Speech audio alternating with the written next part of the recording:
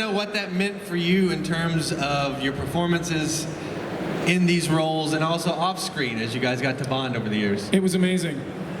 Fantastic. Terrific. Incredible. Go ahead, John.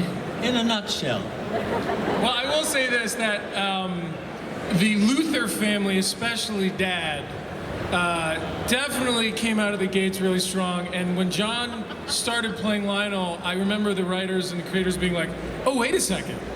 Let's pull this out even further. And you just nailed it out of the park. So we got to see a lot more of you, which was great. Right now I have anxiety. Who gets anxiety? Raise your hand. Come on. Yeah, exactly. What are we doing at a Comic-Con then? Yeah. This is the most anxiety you can get. Oh, well, I appreciate that. I'm here to see you too. I love you. I love you all. It's great. Yeah, we're excited. But it was fantastic working with John. It gave another, what do you call Dimension. it? Dimension to Smallville. Depth. Depth. You had the Loving Character. family, the Kent family, and you had the Dark family, and you're like, you know, what would have happened if Mr. Kent was my father? Conflict. Conflict. Things would have been different. I would have been good. If Clark didn't lie to me, I would have been good. All right. No wonder you have anxiety. No wonder you have anxiety. Yeah, well. Byron, what's your next question? Wait, John was going to say something. John. I was just saying that the two of them are like George and Gracie. You're too young, right? I remember George and Gracie. Right, Gracie. Yeah. Hey, George. Sir, I just want you to know that you have the cap on your lens. It looks, no, you don't. If everybody could look at the sign language guy for just a second, I'm going to show you something very fun. No. Diarrhea. Diarrhea. Diarrhea. Diarrhea. Explosive. Diarrhea. Thank you. Hey, give it up for my man over You here. got a good sense of humor.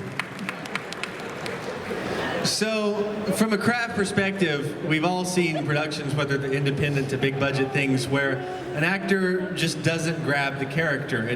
They don't link up. And what was so magical about all of you is you came to embody these roles really well. And from a process standpoint, I'd love to hear about some things that made that important. On a suit. I never wear a suit. Look at me. Bruce Campbell was just making fun of my outfit. He's like, you don't dress up for your fans? But I remember wearing tennis shoes one time because I wanted to be comfortable on set, and I could not play Lex. I just couldn't take it serious. I couldn't get into the character because I had tennis shoes on. So it was just a tough character to play, to deliver those lines, to shave your head every day. But in working with these guys, though, it made it a lot easier. And you know, Well, you sure made it look easy. Well, thanks, Tom.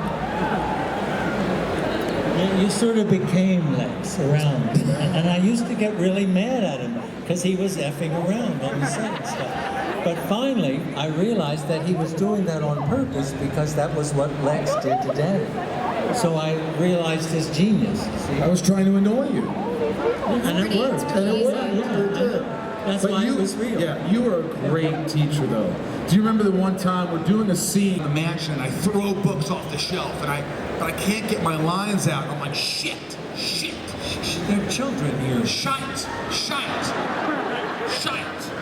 And he stopped me. I said, I need a few minutes, and he stopped me, and he came over, he says, Michael, are you listening to what I'm saying? And I said, no, I'm not. And he goes, well, just try to listen. And I listened, and the next take was perfect. Because you had a good coach here. Sometimes you just forget the little things. So thank you, John Glover. And I don't remember. Well, I'll follow up real quick. Michael was a great teacher for me as well, including the whole cast. And we did a take, and Clark ran into Lex's library, always just somehow bypass security. Came in, and I said all this stuff to Lex, probably about Lana and where she is. And I get right in his face, and I finished what I'm saying, and he goes, do that again. I go, what? And he goes, just do that again. That didn't sound good. Do it again. So I said it all again. They're like, cut, great, moving on. Because we worked together enough that he was just like, you can do better than that. So, and you need that from a good working partner. And he would do that for me, too. I think we did that, you know. It was great. Laura? I was in your first episode. I remember you on the. You always talk about this story. Yeah. And she. Oh God. And Clark was trying to tell her how he did that, and she started doing that, and we changed it totally. She got it right away. It was very sensual. I would say sexual, but I know that they're children. I think you're referring to when I was on the table. I think that was for you, wasn't it? No, it was Tom. Oh, Tom. Yes. Don't you love Tom? Love Tom. Don't you love Laura? Let's hear it for Laura.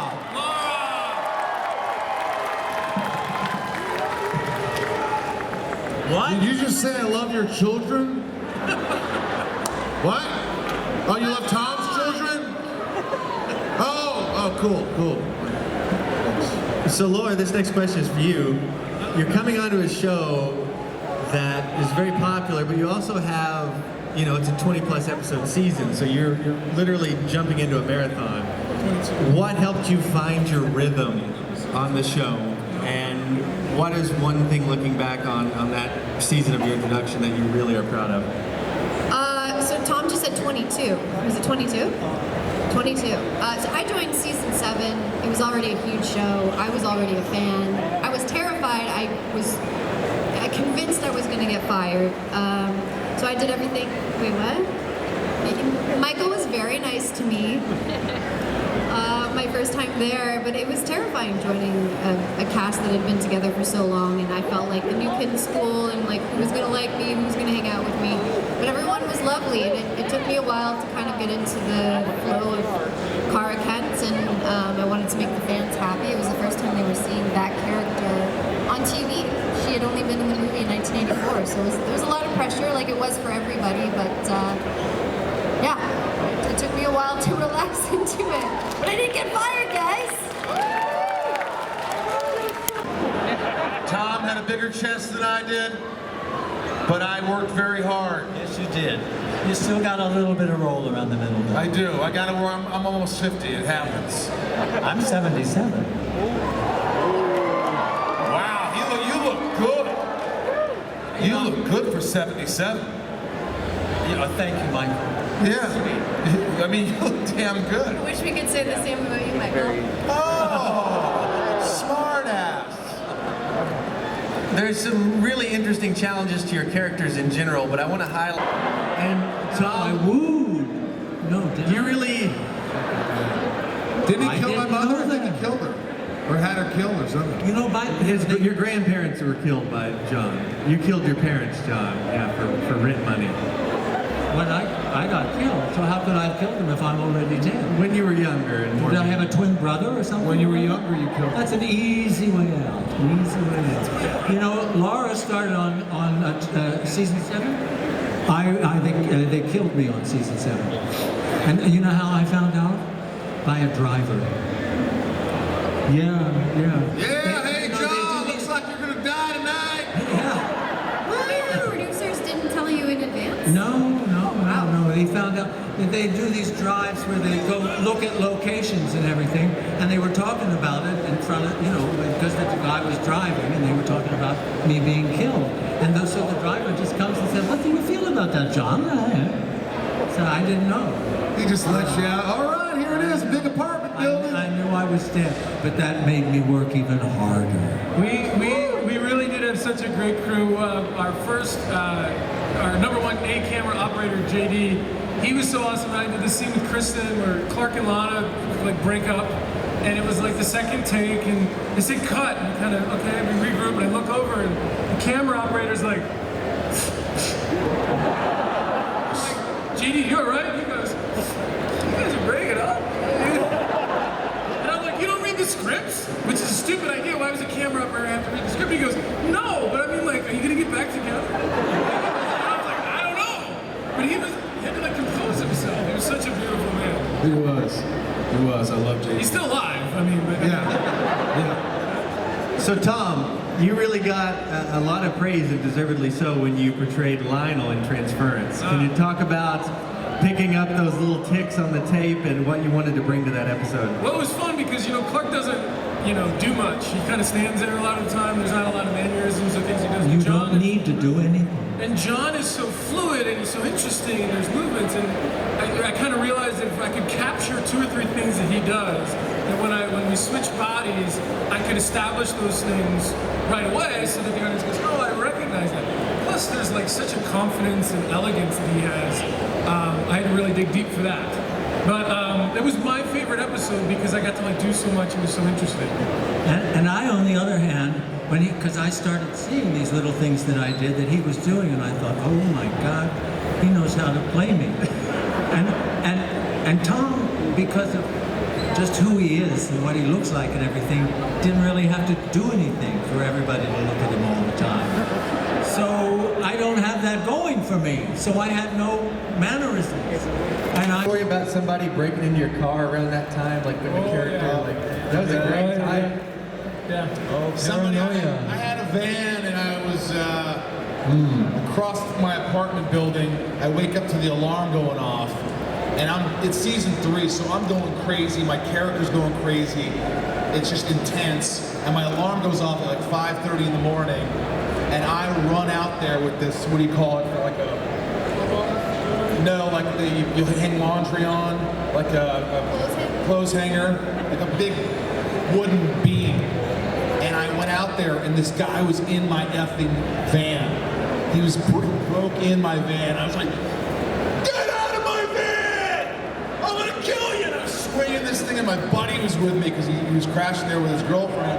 And he goes, dude, don't hit him, man. Don't hit him. He broke into my van, man. And I'm just sitting there like, yeah. And the cops ended up coming, and they said, did you see him break into your van, sir? I go, no, but he was in my effing van. He obviously, did you see him break into your van, sir? I go, no. Yeah, I saw him. I saw him break into, and then they arrested him. There's so many great stories like that coming up tonight. I don't know if you guys have been monitoring your Instagram feeds with all the posts, but there's a special thing Tom and Mike do called Smallville Nights. It's available online. You can buy it here at multiple vendor locations throughout the building. I highly recommend you do not bring your children. And if you do, that's on you. That's on you. It's a lot of fun. I came once. They mean it. Don't bring your children. It's a little raunchy. Find somebody, find a cosplay guy or a stormtrooper to watch your kids. I'm sure they're very reliable people. But yeah, the kids, it's not good. Unless they're really small, they don't understand. Can we pop up the last photo? The legacy of Smallville is so wonderful and so meaningful to so many fans. We have an artist that has done a special Smallville LACC print here. You've got the Fortress of Solitude, the Kent Farm, and the Daily Planet. There are going to be some at Legion M. There's going to be some over there at H52 at the booth. We're going to have the cast get some of these as gifts. And if you haven't read the Hollywood Reporter's retrospective, all these folks and more, Annette, John Schneider, the creators, they all contributed. It's a beautiful read. It's a beautiful cast we have here, and they're so glad to spend their Saturday and Sunday with you. Thank you guys for coming out here. We're going to keep the schedule. You guys, thank you. Thank you. Thanks so much. Smallville forever.